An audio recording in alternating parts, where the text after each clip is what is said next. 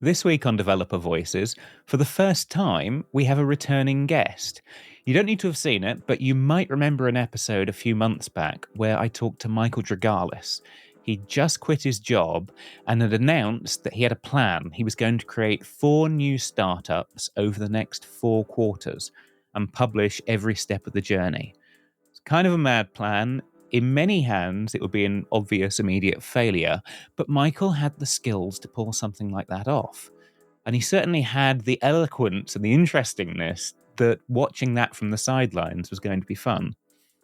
Well, time has passed. He has now launched the first of those 4 startups, and as they say, no plan survives contact with reality. Things have actually gone better than he expected. So the plan has changed. And I thought it would be fun to catch up with him again and see where he's at, now that he has the first of his 4 startups launched and out in the wild and looking for customers. And this is one of those discussions that's a lot about tech, as usual. It's also a lot about problem solving and finding real world problems worth solving. And it's just a little bit about psychology. One of the things I love about Michael is he's kind of the antithesis of this startup valley, silicon culture, hustle and hype thing going on. He's not trying to hustle and hypergrowth his way to success. He's not trying to shout above the crowd. He's just trying to solve useful problems with technology. And he's listening a lot more than he's talking. So I'm glad he took the time to talk to us. I'm your host, Chris Jenkins. This is Developer Voices, and today's voice is Michael Drogalis.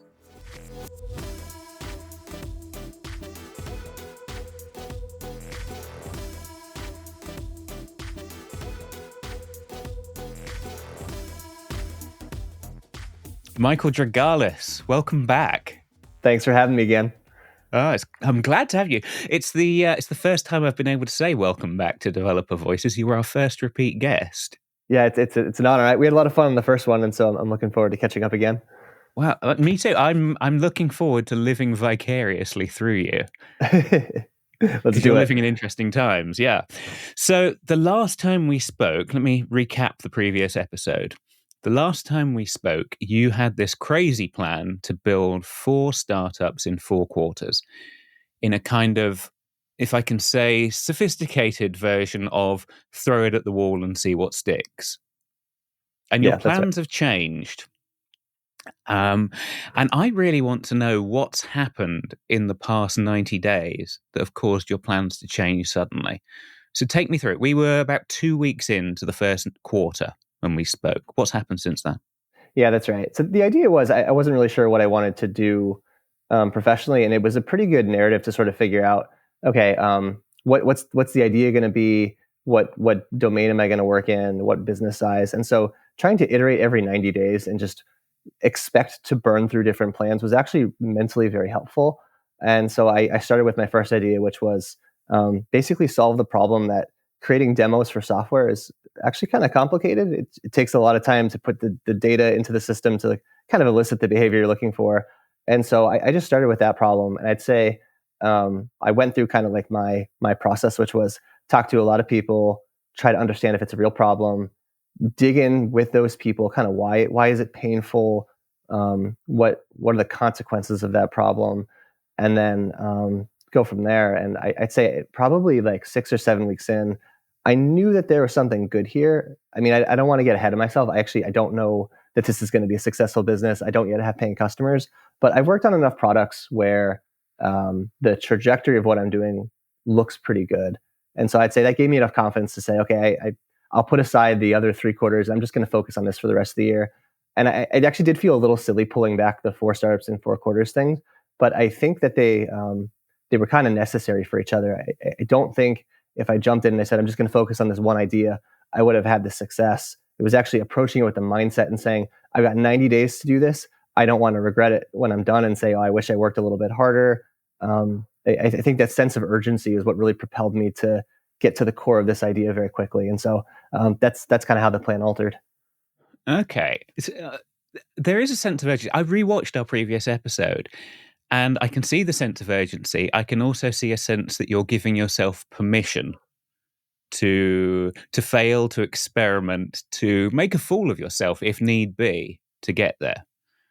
So this is something that's interesting. It's not just the external business you're trying to build, but the inner mind games you're playing with yourself to try and get it built. Yeah, it's very unintuitive because you think if I make a mistake, everyone's going to remember and my reputation is damaged. The reality is that nobody remembers your failures. Like I started my 4 startups in 4 quarters thing with a content marketing style. I put out posts every day about the intersection of business and psychology. Nobody cared. I posted like 30 very long posts, just absolute crickets, and I jettisoned the idea because it wasn't working. No one has ever come up to me later and been like, "Oh, that was a stupid idea. Why did you do that?" I just stopped doing what wasn't working, and I did more of what was working, which was talking about the problems of the business that I wanted to solve, and that generated some traction. And so, yeah, I think cultivating that mindset of like not being afraid of mistakes, remembering that people have much shorter memories of your failures than you do, it's really helpful. Okay. So perhaps then we can go through some things that scare me about the process, or at least rub against my instincts, right? And the first one is, okay, you've got an idea, you know you can build it, great. Then your plan is to go out and talk to people. And sure, you can do like mailing list stuff and write blog posts, and I'm comfortable with that. But at some point, are you hitting up all your contacts and saying, I want to badger you for an hour about this? Are you cold calling people? How are you actually getting individual feedback on your idea? Yeah, I don't want to sound prescriptive because I think there's lots of ways to succeed, but I'll tell you what I did. So I started with my problem statement, which was that I believe it's really hard to make demos. And so that's my Mm. baseline truth. What I did first was I reached out to all my friends that I thought might have this problem. And I said very simply, here's my 1 paragraph problem statement. Here's a couple questions. Number one, do you recognize this problem? Number two, do you have this problem? And if you do have this problem, number three, how bad does it hurt? Like, what are the consequences of it? And I spent Okay. maybe 2 weeks doing that. And once I was sort of validated at that baseline level, I went out a little step further. I made a landing page, which was basically like, okay, here's the problem framed in a more polished way, and here's a little bit about the solution of how I might solve that. And I took that landing page, I went on LinkedIn, I went on Twitter, I went on all the social channels, and I talked more about the problem and I hinted at the solution with the landing page. And from there, I started to really validate what I was doing. I was able to create some traction with my posts there. I had a waiting list on the landing page, even though I had no product built at the time. I drove people to the wait list, and I had over time a bunch of people sign up for the wait list. I would start talking to, I just email them and say, "Hey, I'm working on this. Would you chat with me to like better understand your problems?" Some percentage of those people talk to me, and by then I had kind of expanded several layers out of my inner circle. I had my friends, then I had like my social friends. By the time I got to the wait list, I didn't really know these people. Like they were several layers, several links away from me in the relationship chain, and that's kind of how I got to full validation. I was like, okay, people I don't even know are interested. They're signing up. I should definitely build this product, and that was kind of my process for figuring that there's something here.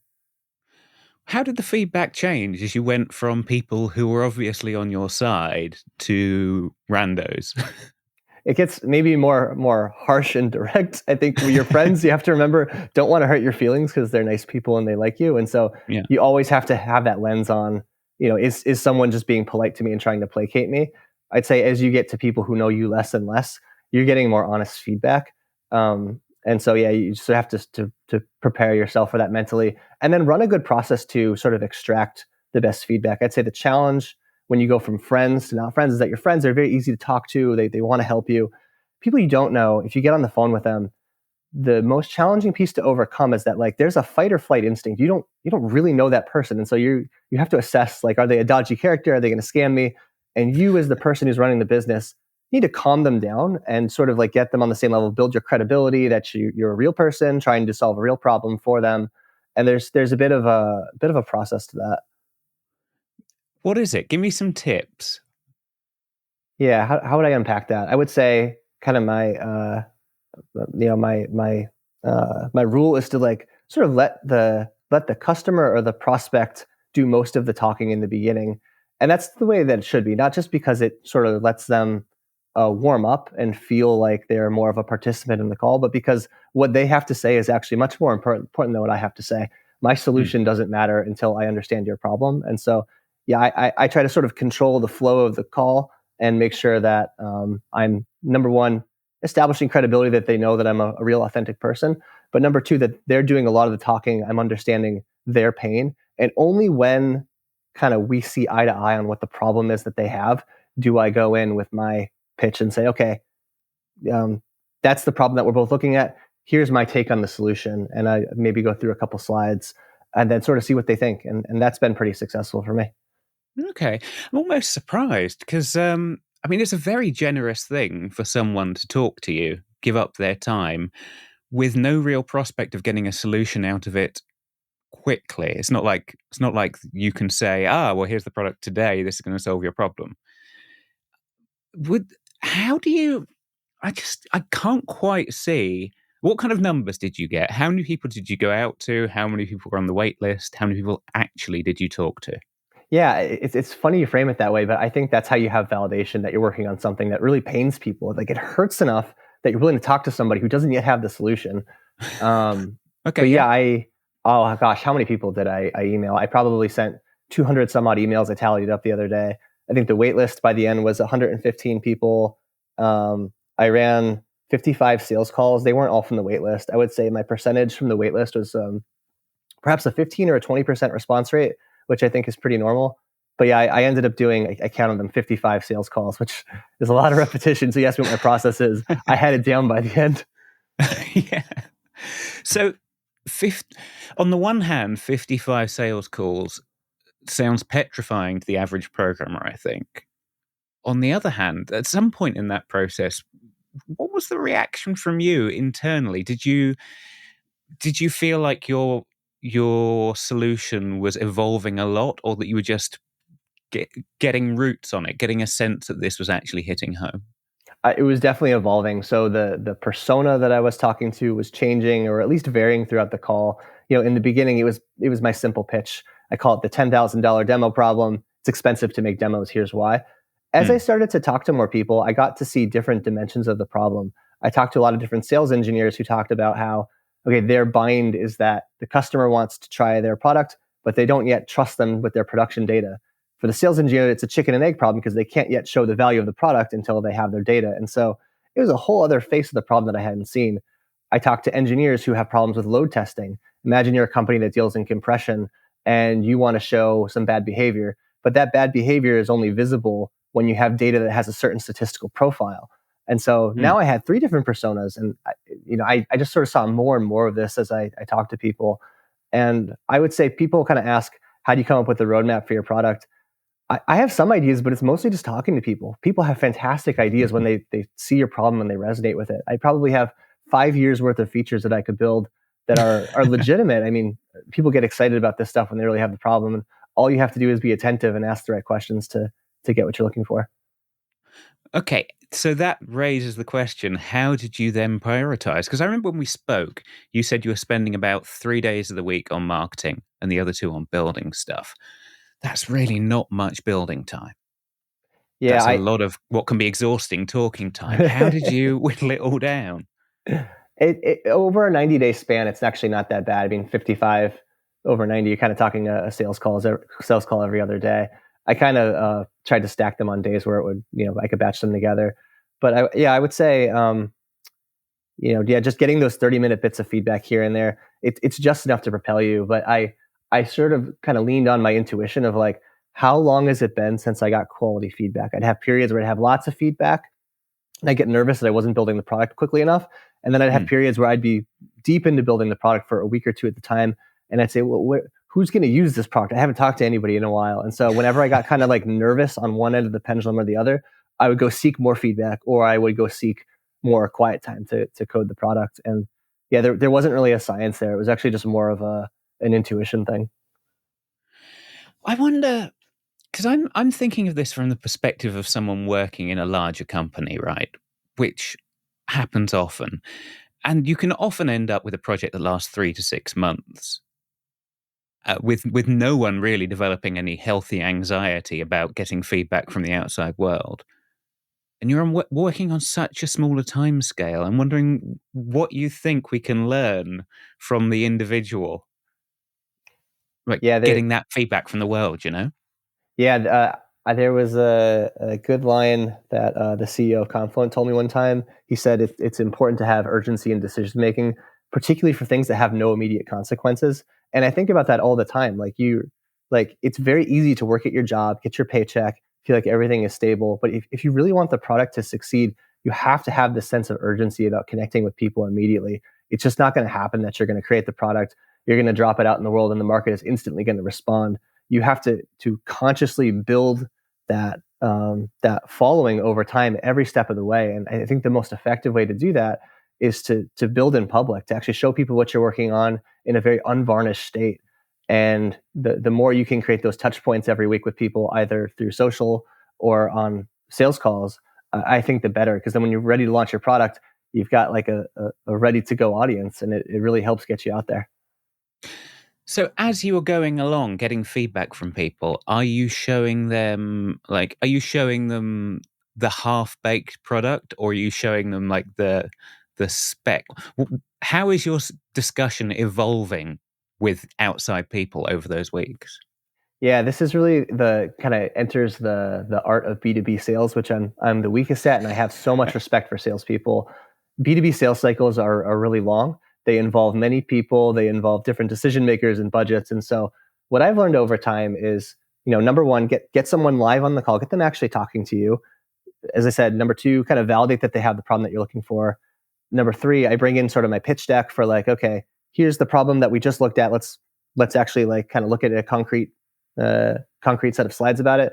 And then here's my solution, just a small number of slides that help you transfer from problem to like, why I think I have the solution to what you're working on. Only then, once someone sort of said, okay, I have that problem, I understand your solution and I like it, and I can commit some time to actually looking at your software with some, success criteria, do I sort of like fork over the POC or the software in a rather unvarnished state? People are happy to like look at these things in an incomplete state. But you got to make sure that like it's a two-way street where like they've got the problem and they're willing to sort of commit the energy to actually trying it and telling you whether that's met the success criteria or not. Okay, so that in a kind of sales term, you're not looking. Are you looking for people that actually have a checkbook before you have these discussions, or are you just looking for people that can commit time rather than money? It depends. In the beginning, it was sort of like, okay, I just need you to have the problem so I can make sure that like, even if there's no sale after you try this, at least I got some feedback, because you got to start somewhere. Over time, my rule is that if I'm going to start working with someone to do a POC, there has to be a path to a decision maker and a check.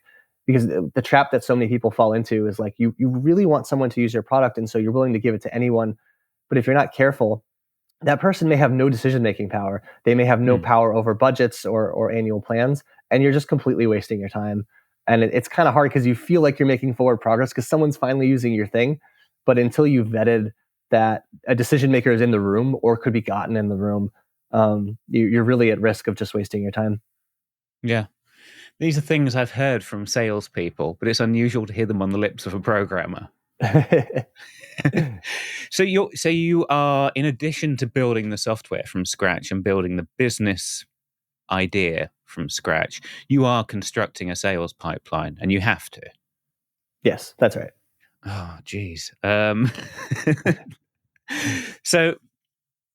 So you were constantly, I'm assuming you were constantly focusing on the kind of mailing list, Twitter stuff, things on LinkedIn to get the list of people who would then sign up, who would then be emailed out, to whittling down that funnel to the point where you can actually not just talk to people, but pick and choose whether they're hot enough prospects to potentially sign a check by the end. Yeah. Yeah. And if you do this long enough, you start to develop in your head this probability of like, all right, how likely is this person going to be like a good prospect for me? Like if they work for a pre-revenue company, they're probably not going to buy your stuff because they have enough problems. If they work for a super late stage company, boy, you're going to have a hard time getting to the decision maker. There's a sweet spot for each product. For me, it's probably like a Series B company where like, okay, you're up and running, you're making some money, you feel good, you got problems, but you're not yet mature enough to tackle the kind of thing in-house that I'm doing. And so, yeah, you as your sales pipeline gets bigger and bigger, you get an intuition of like what's going to be a good fit for you. Did you find that there were people that were more like personas that were more productive to talk to? And were they the same as the ones you find more enjoyable to talk to? Sometimes those two can be different, and that's Yeah. again another trap. There's people who are very fun to talk to, but they may have no budget. They may not actually have your problem. They're just sort of like interested in the tech, and that's fun. And you should probably let yourself have some part of that once in a while. But you really got to focus on the people who resonate with your problem. I mean, at the end of the day, I want to make a business, and the people who are most interested in the problem that I'm solving, they're the people who are going to help me get that done. And so yeah, I'd say I've had a ball talking to sales engineers. They have a really complicated job, which is like they have to do everything that I just said. They have to get somebody comfortable on a call with them. They have to make sure they understand the problem. Then they got to run a POC. They've got to make sure that they're able to go from like the technical win on the POC to a signed check. And so, yeah, I mean, it's not probably the thing that I would want to be doing for the rest of my life, but like I enjoy hearing about that process insofar as that I'd be able to help with it with my product. Did you find they were the best kinds of people to talk to? Because I would have thought they are the people with the most burning problem to quickly create convincing demo data. Yeah. I think between sales engineers and like developer advocates like yourself, I mean, everyone sort of shares this mutual problem of they're trying to like show off their product and show its value, and it's kind of complicated to do that unless you have the right environment to do it within. And yeah, I found kind of both of those roles really instructive to learn from. Okay. So let's get on to the building of it, because your budget has 2 days left in the week, during which you have to go from a landing page. I know you've got the front end skills to knock that up fairly quickly, but how do you build? What are you choosing to build out your product? Yeah, I went with a full closure stack, which is a little bit niche.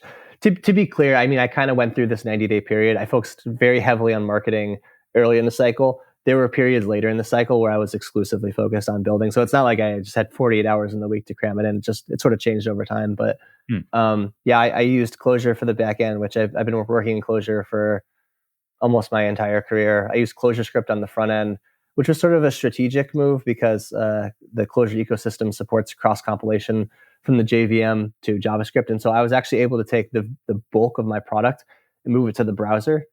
If you go on the website for shadow traffic, you'll actually see a little animation of shadow traffic apparently running. It really is. That's actually it running in the browser, Oh, and really? yeah, and it was just a huge boost in velocity to be able to do something like that. That's nice.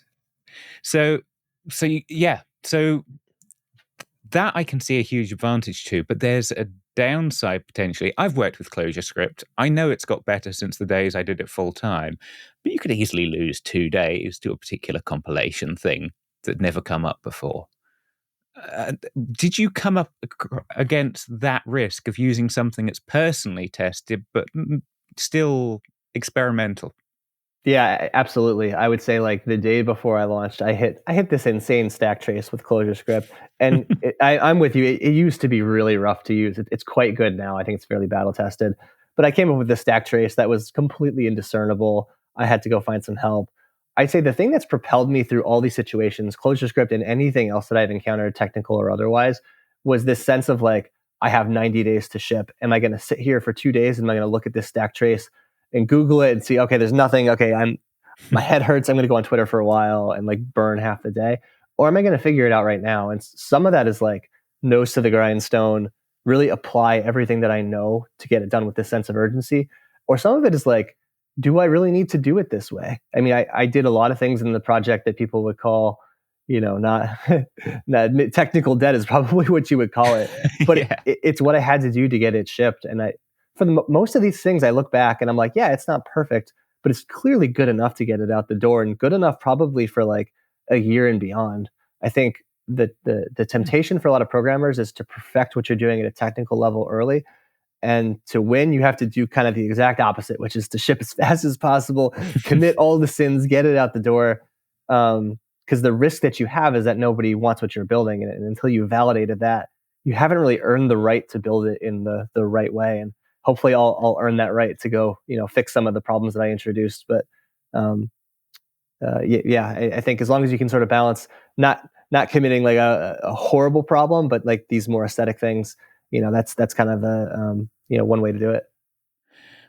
Let's dig into that then. So you've had to cut corners to launch this thing within 90 days. Which corners have you cut, and which things would you like to cut but said like no, this far and no further? Yeah, I can think of two immediately. So I'm a big fan of Tailwind, which is a CSS framework that integrates directly into your HTML. Beautiful when you use it all the right way. There were cases where Tailwind, for whatever reason, just wasn't working. Probably a user error. I had to go smash in a bunch of CSS like into its own files. I had to kind of to mix them back and forth. I think if somebody looked at that, it's not horrible, but like it got me past the problem that I had. Second example is I would love to use Terraform to set up all my AWS resources. Didn't have time to learn Terraform. I'm running it all on Bash scripts.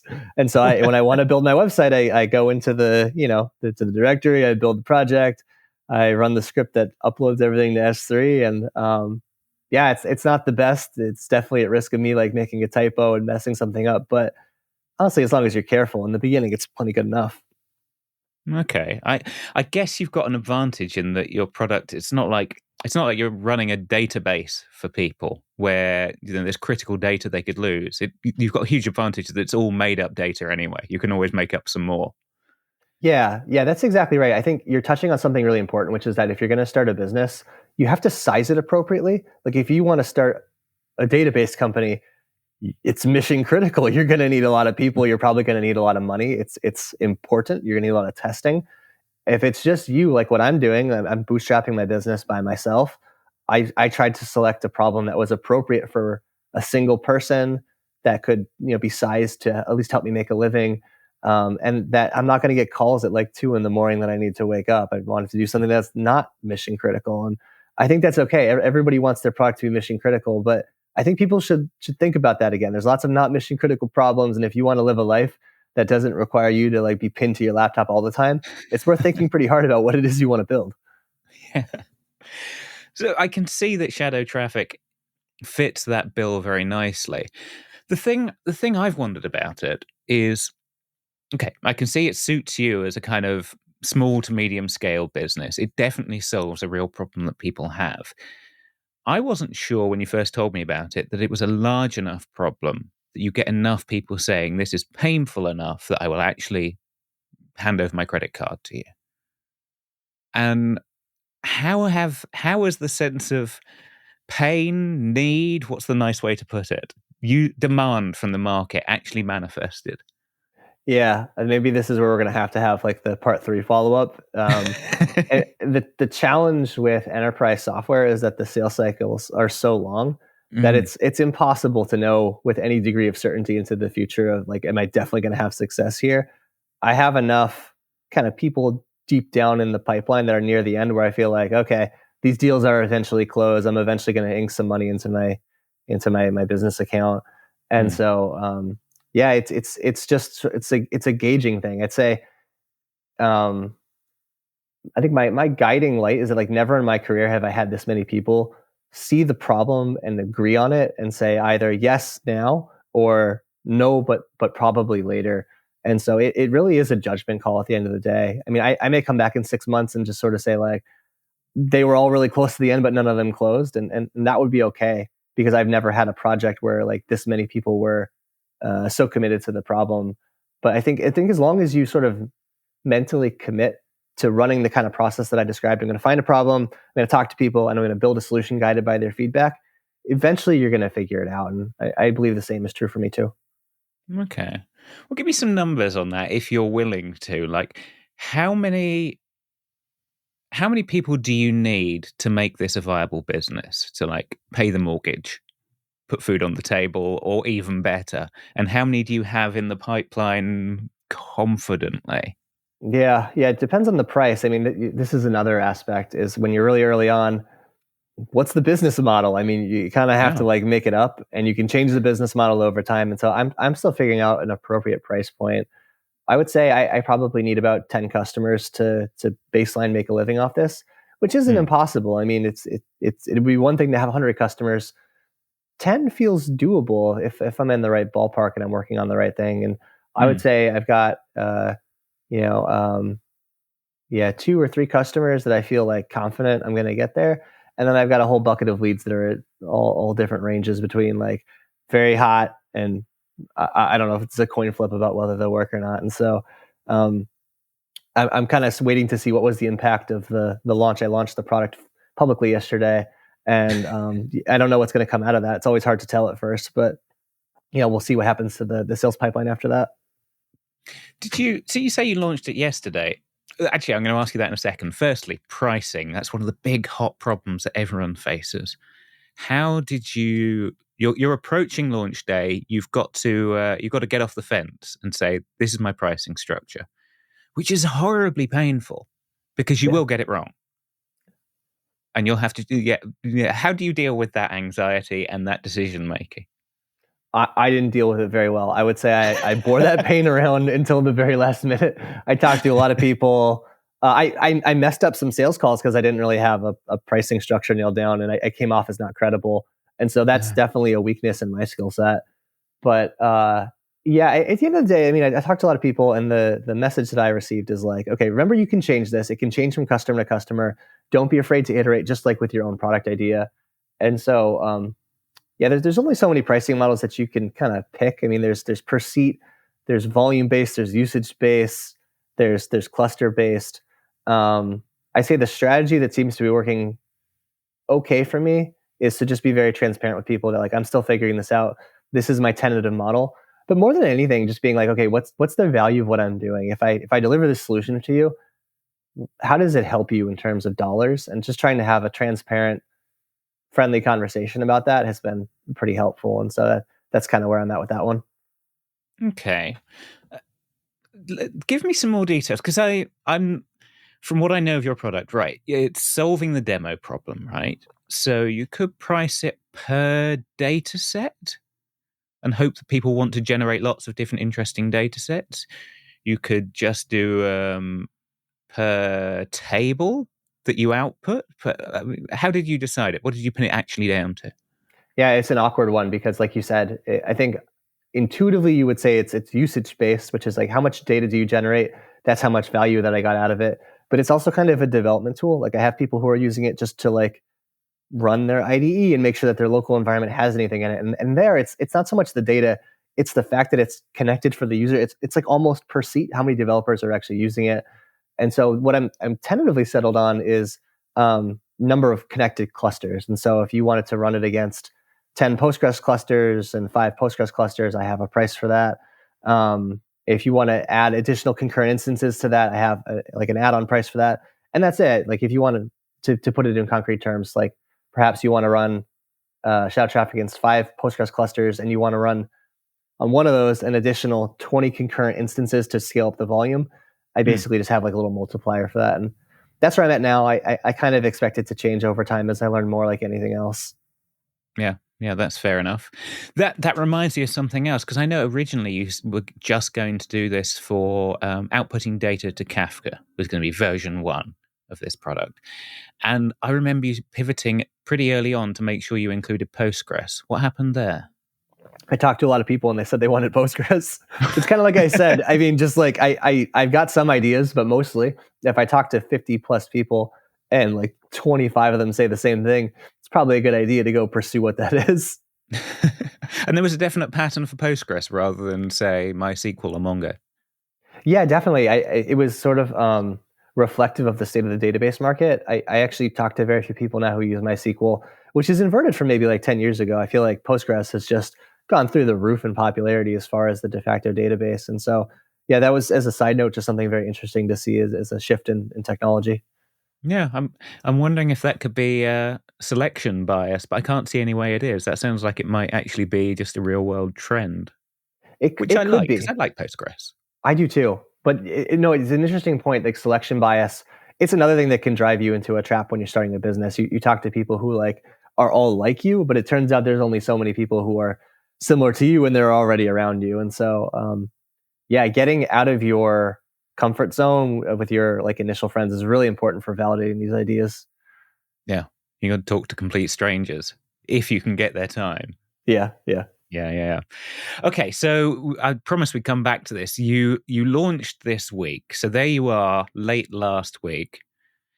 I've seen so many startups, as we say in the UK, so many startups bottle it at that point. to just say, actually, I've changed my mind. We'll push it back a couple of weeks. I'm not ready. Did you feel that anxiety? How did you deal with it? I felt the opposite. I felt like I have to launch because I need more people to talk to. That little voice in my head that was like, you need more leads in your pipeline, launch earlier. I didn't feel bad about it. And this was, again, a result of building in public. Like the whole way I've been working on this project, I've been posting screenshots on Twitter. I've been changing the API. I've been getting feedback from people on LinkedIn. And so it was like already in face half out there. And so when I actually launched the product, it didn't feel like a very big step anymore. It was like, okay, now you can try it. Before you could try it like visually through social media. Now you can try it for yourself. And it made the gap so much smaller. And it sort of inverted the feeling behind it, as you say. Yeah, it's interesting. You do have the anxieties I would expect, but just like you've reversed the arrow. Yeah, that's right. Your anxiety is not being seen in the world enough and not getting the pain early. Yeah, absolutely. That seems like a worthwhile thing to cultivate in this world. If you can't get rid of anxiety at all, you might as well have it work for you. Yeah, you got to find the right set of the right set of drivers for you to like do the right things. You want the right behavior, and the right behavior is talking to a lot of people who have the problem. And so you want to do anything that gets you closer to that, as close to that as possible. Okay. Well, let's talk about the tipping point then, because the other thing I've observed with startups is they hit launch date and they think they've finished. They spend all that time building and they think launch is when the race is run, when actually it's really when the race starts, I think. So what's coming now? The starting gun has now been fired. You're out in the world. What are you doing next? Yeah, I actually feel that too. I mean, it's an exercise in resetting goals. Initially, your goal is launch the product, and hopefully, you have some sub goals along the way to get some users and hopefully, possibly some customers. I'm not sure what's next for me, but I would say the game hasn't fundamentally changed. It's still go find users who have the problem, get them to try the thing. And so I have yet to actually kind of do the exercise of resetting what my goals are. But whether the product is out there in the world or not, it hasn't really changed. The goal is still the same, which is to go recruit customers. And I may have to vary what I build and the demos that I show and the channels that I go to recruit people. But yeah, still kind of the same game before and after. Okay. But you are going to hit problems of manpower, surely, in that as soon as you've got one paying customer, to your already overloaded work stack, you've got to add full-time support, right? How are you going to stop yourself being stretched too thin? That's a great question. I'm hoping I built a good enough product where there isn't so much hand-holding needed every single day that like all I do is support. I think that would be a sign that the product is just way too hard to use. Certainly in the beginning, I'm going to spend a lot of my time onboarding people. I mean, when I onboard someone to do a POC, I usually help them kind of code up the shadow traffic file, answer all the questions, and that's great because I learn a lot. Over time, my involvement tapers off because they have the idea of how to use it, they know how to apply it to more use cases. And so if I'm totally bogged down with customer X all day, every day, because they just signed the deal, that's probably a big warning sign to me that something's not right about my product. But you could get the situation where like your product is great, but it's like version 1 and they just want to, where's this feature I need? Where's that feature I need? Great problem to have, but it's one you can't deal with a single man. Yeah. In that case, I'd probably have sold the wrong product, and the right thing to do would be to kill the deal. This is another thing that's painful for like first-time founders. Sometimes you should fire customers, or you should more often fire prospects. You'll have people who are like really into what you're doing, but it's not quite what you're selling. They're like focused on an adjacent problem that's at a glance very close, but to solve it, you actually have to do something totally different. And if it's not an appropriate problem for you to solve, you should not chase that customer. I think of these things as like visual metaphors. Like you're running a shop, and the people who are closest to the front door of your store, you want to take care of them. The guy that's all the way down the block, do not chase him. It is not a good idea to go far away from your store and construct another store way down the street. And so it's kind of a matter of discipline and not chasing things that would feel good to like satisfy their need at the expense of not really solving the problem that you initially set out to solve. Have you encountered any problems like that? For any prospects, ones? Prospects, I've never had to like fire a customer because thankfully I've always validated it well enough that like, okay, you have the problem that I'm building the solution for. But plenty of times I've had people who are very excited, very fun to talk to, as you say, didn't really have the problem that I was solving. And yeah, I wanted so badly to pursue them, make them happy, build what they needed. But I knew I would have been getting away. And the right thing to do is to just stop the relationship, tell them, hey, thanks, but this isn't really going to work for me. It's a weird reversal because you think the customer is always right, always pursue them. But remember, you got to find the right kind of customer for the product that you're building. Yeah, yeah. It's funny, all these you have uncertainties, but not in the direction I would expect. You have insecurities, but not in the direction I would expect. You're really kind of judoing your own mind into this. Is that something you've done deliberately, or do you just have an instinct for pushing yourself outside the bubble? I think it's learned instinct. I mean, I made just a bazillion basic errors with, shipping products over the years and building my first company that I think I've just learned a little bit better. But I would say you mentioned the word uncertainty. Like the one uncertainty that never goes away for me, or probably for anybody else doing an early company, is the question: does what I'm doing have any value? And that's kind of hard because if you're working for a larger company, your default answer in your head is, oh yes, I work for this company, it's stable, if we're investing in it must be valuable. Doesn't really mean that it is. When you're on your own, it's a lot more apparent that the answer to that is maybe no by default, or not yet. But if you're at the big company, you should probably ask yourself that a little bit more harshly. Like, if I wasn't surrounded by all these people and all these other products that are doing well, am I going to win by default? You might not be, and it's a good opportunity to energize yourself and figure out, how can I build a better product, or serve a better customer base. Yeah, it's also the kind of question that can get you fired at certain organizations. It has to be done with tact, for sure. You don't want to come up with a wrecking ball, but every company does want to win at the end of the day, and if you can do it with some diplomacy, that's what makes you really valuable. I mean, most people don't know how to, with some degree of tact, question product direction, and more importantly, find a better product direction. You can't just say like, no, this sucks. You have to say like, this politely, this sucks, but here's what we could do to make it better. Yeah, I think if anybody develops those kinds of skills in a larger company, it makes you very outsized in terms of value. Yeah. Okay, so that leads naturally to the future of the value you're trying to get to. Where do you think you'll be in 6 months' time? Give me a guess so we can look back and laugh a year from now. Oh, I have no idea. What I hope is that I have maybe like, two or three customers who are paying like enterprise deals that are like starting to defray my living expenses.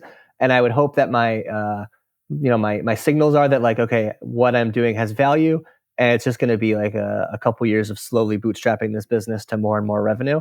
Mm. I could see both ends of the extreme as well. I could see maybe people getting really excited about this now that it's out there in the world and a lot of money, or I could see that just like all my deals sort of fizzled out and, hey, it's time to go try a new idea. And so, yeah, I don't know. I think best bet is like middle of the road. I've got good leads right now that seem like they're credible and they should close at some point. And so, yeah, hoping that that's how it pans out over the next few months. Mm. It's kind of the opposite of the impression you get from Silicon Valley, which is that you need absolutely indestructible optimism at all stages. And it's nice not to hear the opposite of that, which is realistically, I see this guardrail on this side of the road and that guardrail on the other side of the road, and I think I'm going to stay roughly on the path.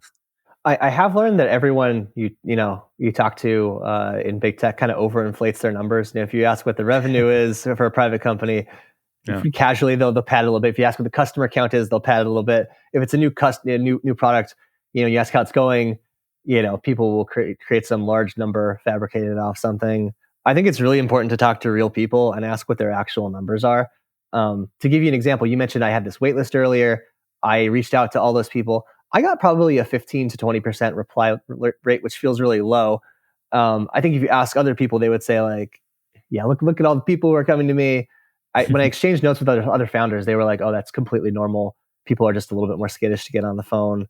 And so, I think it's important not to take like numbers at face value from people who aren't perhaps being totally honest about the state of their business. Okay, so that makes me think of another number. Because you just said like 2 to 3 enterprise customers, 2 to 3 years paying the bills.